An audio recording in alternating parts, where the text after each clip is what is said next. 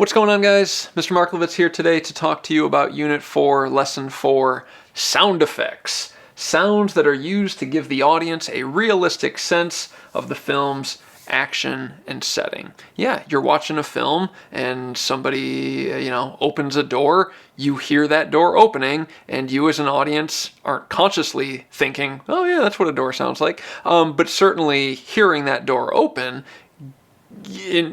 adds to the believability of the film, right? It makes you invested. So yeah, sound effects are really important. And, the next time you're watching a film, close your eyes for a couple of seconds and just listen to all of the different sounds that you're hearing. It's just overwhelming sometimes how many sounds are used in films, especially, like loud action films. And also, here's a fun fact, all of those sounds that you're hearing were actually added to the film after principal photography wrapped. None of those sounds that you're listening to were recorded on set the day of filming, okay? So, that person opening a can to drink it, that's not the sound of that person actually opening that can. That sound of that can was added months later, or in some cases years earlier. We'll get into that. So how do you produce these sound effects? Well, it's one of two ways. One, you can find your sounds, or you can buy your sounds with an archival library, okay? YouTube is a great source for finding archival sound effects, all right? You need some footsteps, YouTube's got footsteps, don't worry. You need feet on sand, YouTube's got feet on sand. You need feet on wood, whatever, they're on there, okay? You just got to find them on YouTube and rip them. I think that's legal. The other way is doing a process called Foley.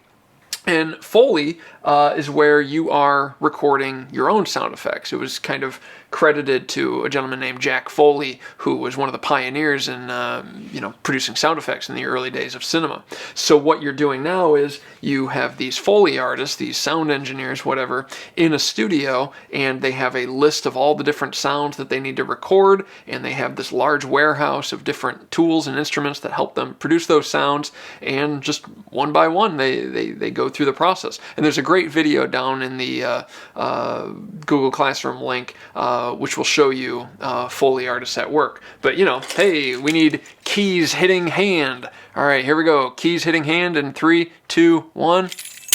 Ah, perfect. We nailed it. But sometimes, the sounds that you're hearing aren't actually the sounds that are being produced. Let's say I need ice cubes hitting a glass. So I put some ice cubes in a glass and it just doesn't sound perfect to me. It doesn't really, have that ring to it that I'm looking for. Well, maybe a block of wood is better. Here we go. Here's a block of wood on glass. 3, 2, 1. Doesn't that sound like ice hitting a glass? I don't know. Maybe. Hey, if it fooled you, then it worked, right?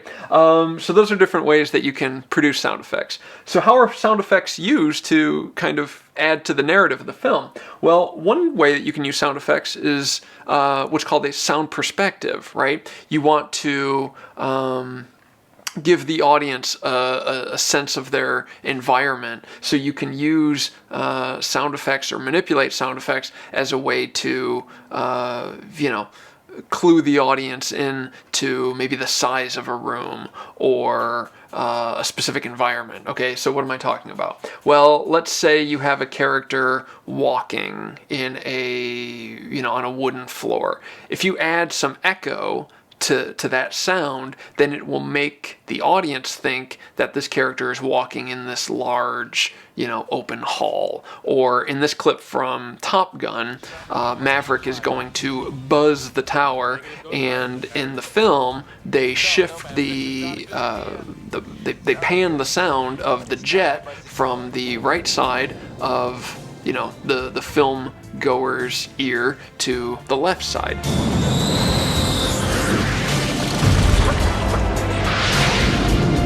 And when you hear that from left to right or right to left, whatever it is, it gives the audience a sense of being in that tower. This is what it must have sounded like to be in that tower because I hear the jet going from here to there.